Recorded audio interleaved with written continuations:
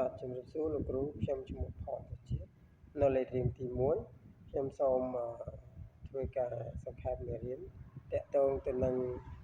ការវាយតម្លៃក្នុងថ្នាក់រៀននិងតួនាទីការវាយតម្លៃក្នុងការបង្រៀននិងរៀនវត្ថុបំណងពន្យល់ពីធម្មជាតិនៃការវាយតម្លៃក្នុងថ្នាក់រៀនគោលបំណងចរិតលក្ខណៈនិងរបៀបដែលការវាយតម្លៃក្នុងថ្នាក់រៀនខុសពីប្រភេទការវាយតម្លៃផ្សេងទៀតទី2ឲ្យឧទាហរណ៍ពីរបៀបបញ្ចូលប្រភេទការវាយតម្លៃផ្សេង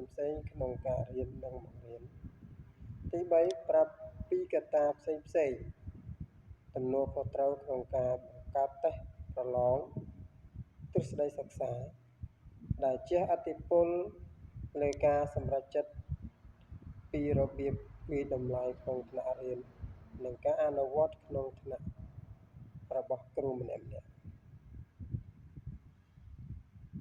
មាតិកា1សេចក្តីផ្ដើម2កត្តាសំខាន់ដែលជះឥទ្ធិពលលើការវាយតម្លៃក្នុងថ្នាក់រៀន3ធាតុផ្សំនៃការវាយតម្លៃក្នុងថ្នាក់រៀន1សេចក្តីផ្ដើមនៅពេលការបង្រៀនខ្លឹមសារមេរៀនបទពិសោធន៍សិក្សានិងការវាយតម្លៃមានភាពបន្ស៊ីគ្នាការសម្រេចចិត្តនិងការជំរុញទឹកចិត្តត្រូវបានលើកកម្ពស់2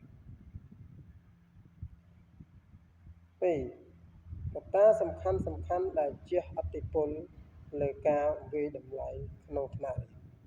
តើកត្តាអ្វីខ្លះដែលជះឥទ្ធិពលដល់ការវាយតម្លៃក្នុងថ្នាក់រៀនកត្តាដែលជះឥទ្ធិពលដល់ការវាយតម្លៃក្នុងថ្នាក់រៀនមានដូចជាចំណេះដឹងនិងបំណិនឥរិយាបថសតវត្សទី21បច្ចេកវិទ្យាគោលការណ៍នៃការបង្រៀននិងរៀនទ្រឹស្ដីបង្រៀននិងរៀនផ្សេងការអប់រំតាមប្រព័ន្ធស្តង់ដារការប្រឡងថ្នាក់ជាតិនានាអក្ខរកម្មផ្នែកទិន្នន័យ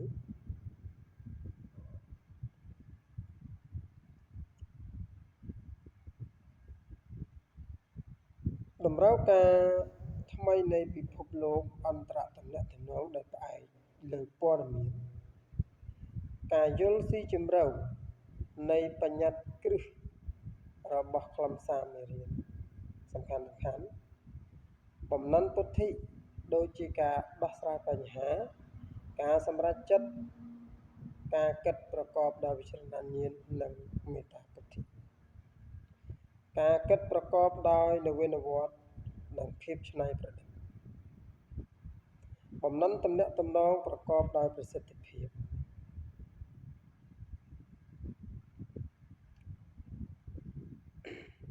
បំណិនសង្គមប្រកបដោយប្រសិទ្ធភាពការយល់ដឹងនិងទស្សនៈសកលឥរិយាបថឬចរិតដូចជាទំនួលខុសត្រូវភាពស្មោះត្រង់ការដឹកនាំខ្លួនឯងការតស៊ូមិនបោះបង់ជាដើម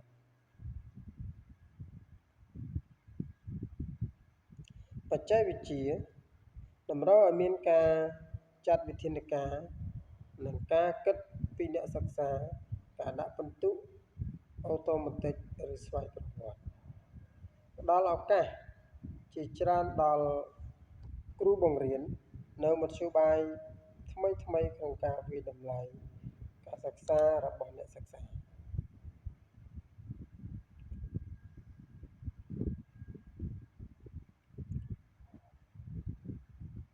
គោលការណ៍នៃការសិក្សាសង្គមនិងពុទ្ធិនិងការលើកទឹកចិត្ត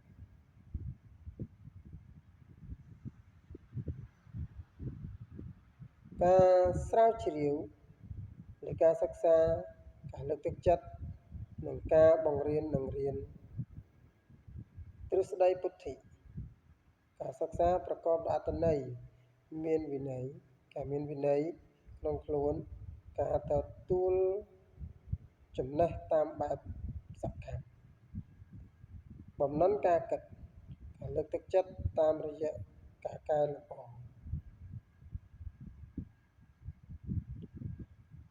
កូនសិស្សកសាងចំណេះដឹង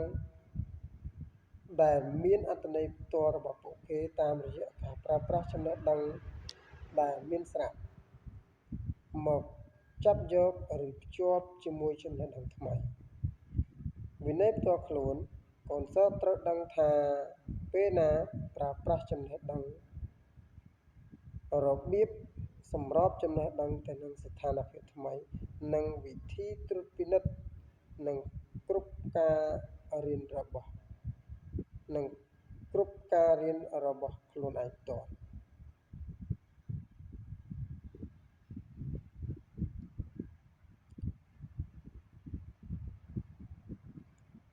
ពុទ្ធិត្រូវបាន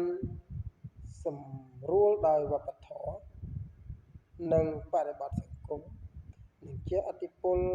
ខ្លាំងក្លាដោយអន្តរកម្មរវាងគ្នាការលើកទឹកចិត្តប្រកបដោយប្រសិទ្ធភាពគឺមានខាងក្នុងនិងជាពិសេសកូនសិស្សចូលរួមនៅពេលពួកគេជួបបញ្ហាប្រឈមនិងការសម្រួលការយល់ខុសរបស់ពួកគេនិងដោះស្រាយបញ្ហា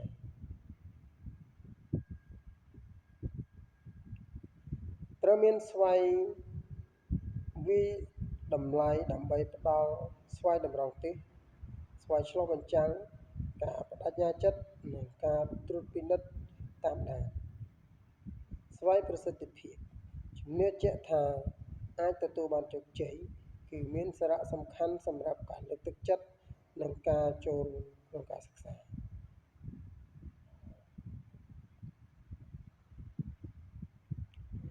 ការលើកទឹកចិត្តនិងការខំប្រឹងប្រែងគឺជាធាតុផ្សំសំខាន់ក្នុងការសិក្សានិងអនុវត្តពីព្រោះបើគ្មានធាតុសំខាន់ទាំងនេះទេសិស្សអាចគិតថាខ្លួនគ្មានសមត្ថភាពក្នុងការទទួលបានជោគជ័យធាតុផ្សំនៃការវាយតម្លៃនៅក្នុងថ្នាក់រៀនតើអ្វីទៅជាការវាយតម្លៃក្នុងថ្នាក់រៀនការវាយតម្លៃក្នុងថ្នាក់រៀនជាដំណើរការនៃការប្រមូលភស្តុតាងព័ត៌មានការបកស្រាយនិងការប្រើប្រាស់ភស្តុតាងនៃការរៀនរបស់សិស្សដើម្បីគាំទ្រការសម្រេចចិត្តតាមមធ្យោបាយផ្សេងៗ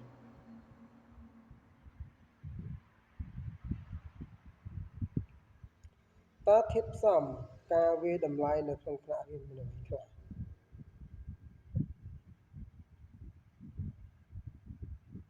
បង្កើនការសិក្សាឱ្យសិស្សប្រសើរឡើងលើកទឹកចិត្តសិស្សនិងបំណិនឥរិយាបថសតវត្សទី21ការដាក់ពិន្ទុសិស្សឱ្យសុក្រឹតនិងយុត្តិធម៌ផ្ដល់ព័ត៌មានត្រឡប់ឱ្យអាណាព្យាបាល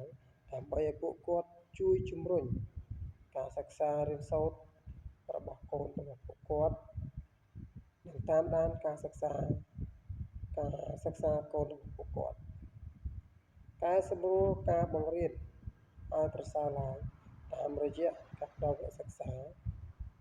ការតម្រង់ទិសការផ្ដល់ជាគំនិតដើម្បីស្ថាបនាដើម្បីឲ្យគាត់អាចជួយកូនសិស្សតាម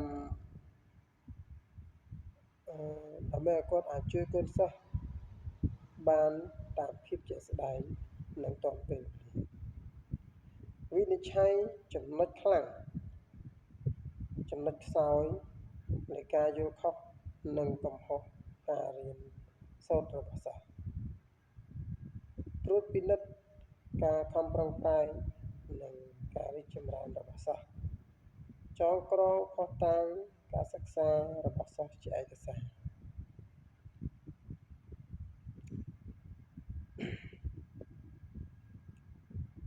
តើគ្រូបង្រៀនគួរប្រើបច្ចេកទេសអ្វីដើម្បីប្រមូលទិន្នន័យសិក្សារបស់សិស្សការវាស់វែងគឺជាដំណើរការជាប្រព័ន្ធក្នុងការកំណត់តួលេខឲ្យសិស្សលើអាកប្បកិរិយាឬការអនុវត្តដោយប្រើប្រាស់ចំណេះដឹងឬបំណិនរបស់សិស្សការវាស់វែងត្រូវបានគេប្រើប្រាស់ក្នុងការកំណត់ថាតើកូនសិស្សមានឥរិយាបថចរិតនិងចំណេះដឹងកម្រិតណាដែរ